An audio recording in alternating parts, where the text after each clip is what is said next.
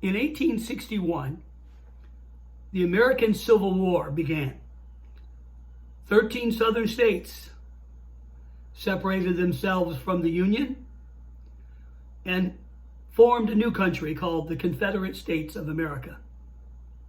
Kentucky, though very southern in its culture, for the most part supported the North, sending thousands of young men and boys to fight for the Northern cause.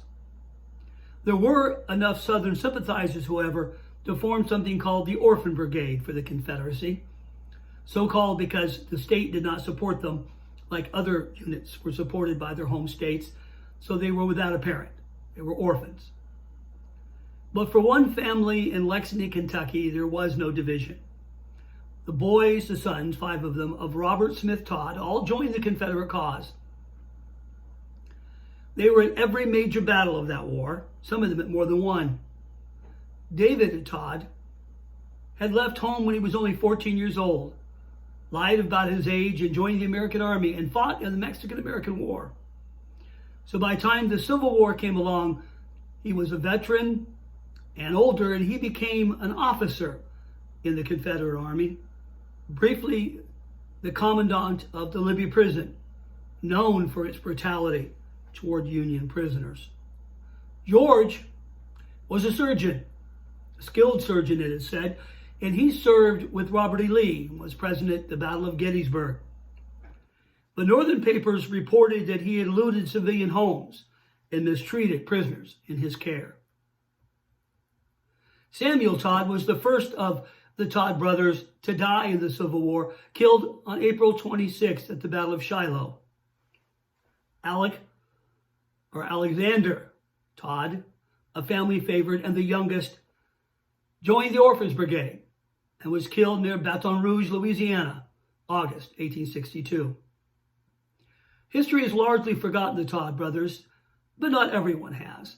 I know because I visited one of their graves in Kentucky, and it had fresh flowers on it and a small Confederate battle flag. But the person who's most remembered out of this story is not one of the brothers. In fact, it was the Todd sister, Mary. Mary Todd left Kentucky and moved to Springfield, Illinois, where she met a fellow Kentuckian, a young and upcoming lawyer, where they courted and they dated, married and having sons together. She followed him through his up and down political career, eventually moving with him to Washington, D.C., where he took a new job as President of the United States. During the Civil War years, Mary saw her 2 brothers killed, for which she was not allowed to publicly mourn. She saw her sons die of childhood diseases.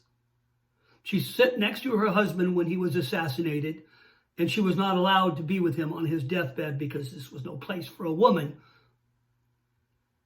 After the Civil War, she began to exhibit signs of a mental illness that we now think was bipolar disorder. She had to be institutionalized for a time and became estranged from her only living son, Robert Todd Lincoln. As much as a tragedy as the Civil War was, we see it in a microcosm when we look at the life of one family and one person, Mary Todd, her tragic life, her crowded 4 years. That's your history moment from Choices today. I'm your host, Dennis Smith. I hope you tune in again for another history moment. Thank you.